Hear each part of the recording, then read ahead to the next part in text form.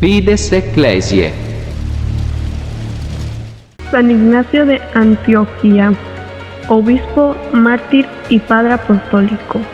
Nace entre los años 30 al 35 después de Cristo y muere el 107 después de Cristo.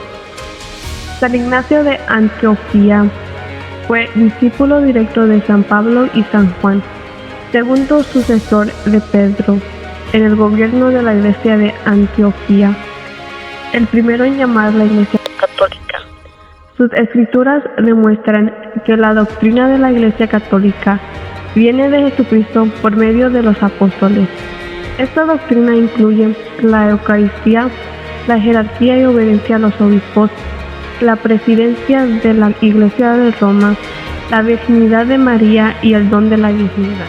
Condenado a morir, devorado por las fieras, fue trasladado a Roma y allí recibió la corona de su glorioso martirio el año 107, en tiempos del emperador Trajano. En su vieja Roma escribió 7 cartas: la carta a los Efesios, la carta a los Magnesios, la carta a los Israelianos, la carta a los Romanos, la carta a los Filadelfianos, la carta a los Esmirniotas y por último la carta a Policarpo, en las que trata sabia y eruditamente de Cristo, de la construcción de la Iglesia y de la vida cristiana. Epístola de San Ignacio de Antioquía a los Magnesios. Ignacio, llamado también Teóforo, a la Iglesia que ha sido bendecida por la gracia de Dios el Padre en Cristo Jesús nuestro Salvador, en quien saludo a la Iglesia que está en Magnesia junto al Meandro, y le envío abundantes salutaciones en Dios el Padre y en Jesucristo. Capítulo 1. Cuando me enteré del superabundante buen orden de vuestro amor en los caminos de Dios, me alegré y decidí comunicarme con vosotros en la fe de Jesucristo, porque siendo contado digno de llevar un nombre piadoso, en estas cadenas que estoy llevando, canto la alabanza de las iglesias, y ruego que pueda haber en ellas unión de la carne y del Espíritu, que es de Jesucristo, nuestra vida siempre segura, una unión de fe y de amor preferible a todas las cosas, y lo que es más que todas ellas, una unión con Jesús y con el Padre, en el cual, si sufrimos con paciencia todas las acechanzas del príncipe de este mundo y escapamos de ellas, llegaremos a Dios. Capítulo 2. Por cuanto pues me fue permitido el veros en la persona de Damas, vuestro piadoso obispo, y vuestros dignos presbiteríos, Basús y Apolonio, y mi consiervo el diácono Socio, en quien de buena gana me gozo, porque está sometido al obispo como a la gracia de Dios, y al presbiterio como a la ley de Jesucristo. Capítulo 3. Sí, y os corresponde a vosotros también no tomaros libertades por la juventud de vuestro obispo, sino, según el poder de Dios el Padre, rendile toda reverencia, tal como es sabido que los santos presbíteros tampoco se han aprovechado de la evidente condición de su juventud, sino que le han tenido deferencia como prudente en Dios, no ya a él, sino al Padre de Jesucristo, a saber, el obispo de todos.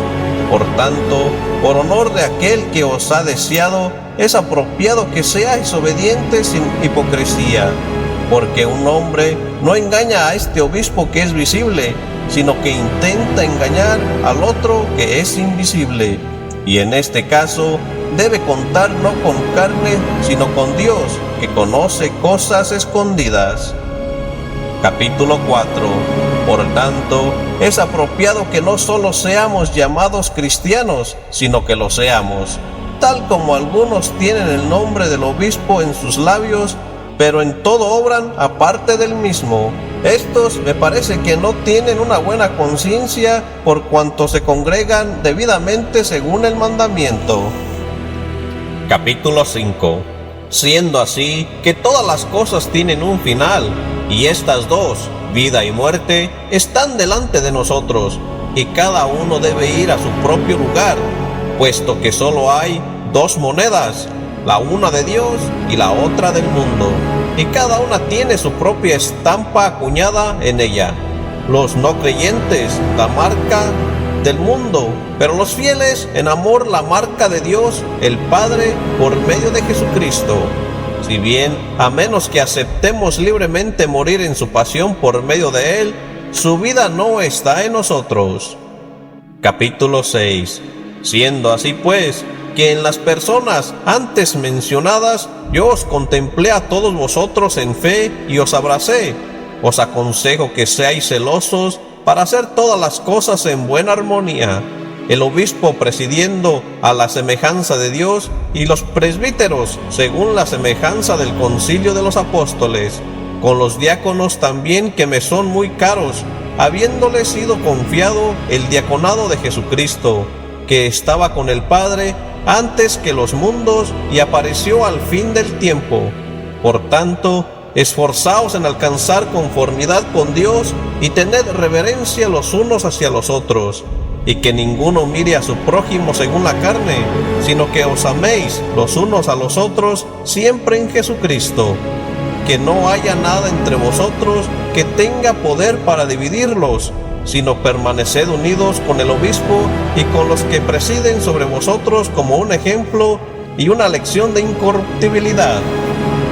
Capítulo 7.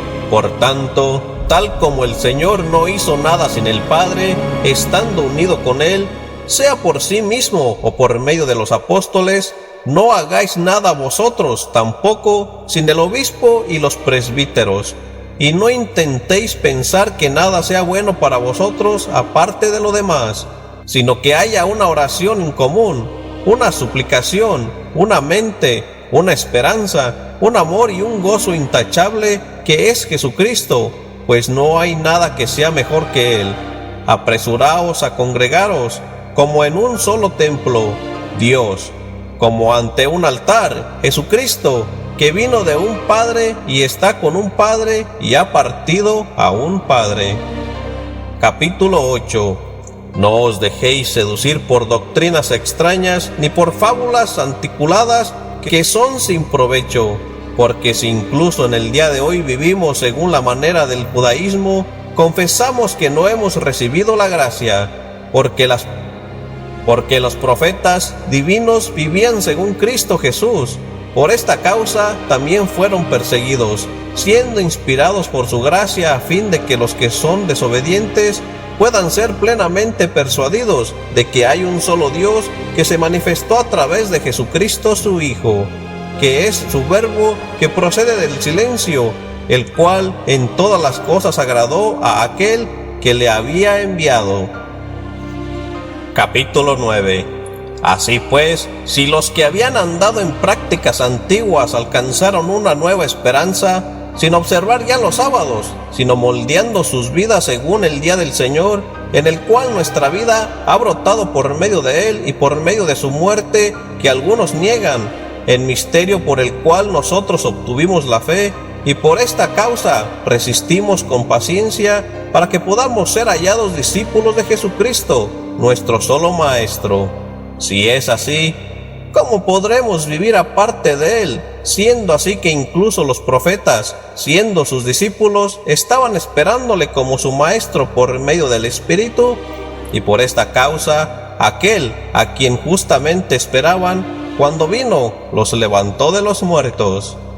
Capítulo 10. Por tanto, no seamos insensibles a su bondad, porque si Él nos imitara según nuestros hechos, estaríamos perdidos.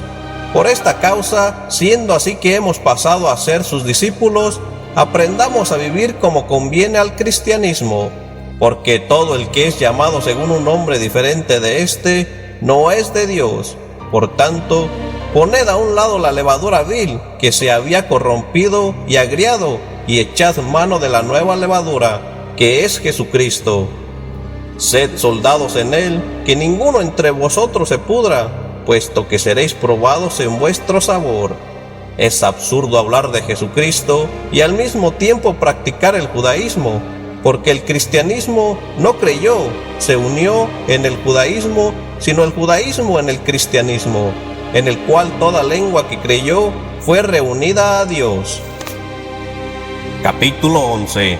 Ahora bien, digo estas cosas, queridos, no porque haya tenido noticias de que alguno entre vosotros las piense, sino que, como siendo menos que cualquiera de vosotros, quisiera que estuvierais en guardia en todo tiempo, para que no caigáis en los lazos de la doctrina llana, sino estad plenamente persuadidos respecto al nacimiento y la pasión y la resurrección que tuvieron lugar en el tiempo en que Poncio Pilato era gobernador, porque estas cosas fueron hechas verdaderamente y ciertamente por Jesucristo nuestra esperanza, de cuya esperanza ninguno de vosotros se desvíe.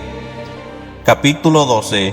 Dejadme que me regocije a causa de vosotros en todas las cosas, si soy digno de ello, porque aunque me hallo en prisiones, con todo no soy comparable a ninguno de vosotros que estáis en libertad. Sé que no sois engreídos, porque tenéis a Jesucristo en vosotros, y cuando os alabo, sé que por ello sentís más modestia, como está escrito: el justo se acausa a sí mismo.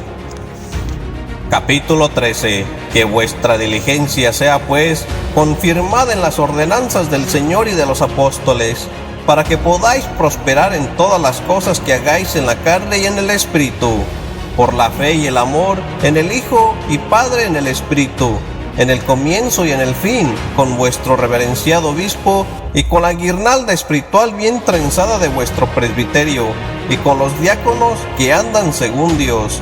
Sed obedientes al obispo y los unos a los otros, como Jesucristo lo era al Padre según la carne, y como los apóstoles lo eran a Cristo y al Padre, para que pueda haber unión en la carne y el Espíritu.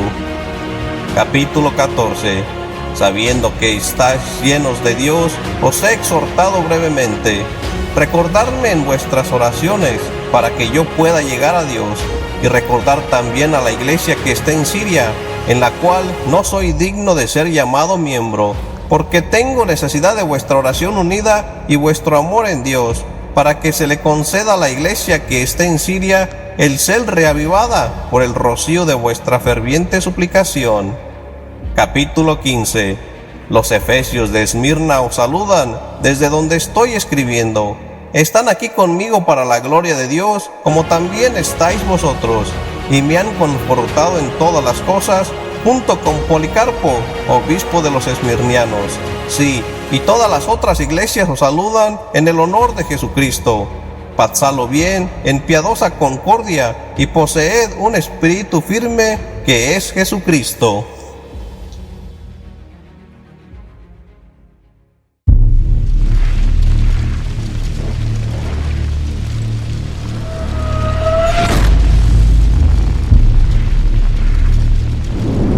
Fides Ecclesiae.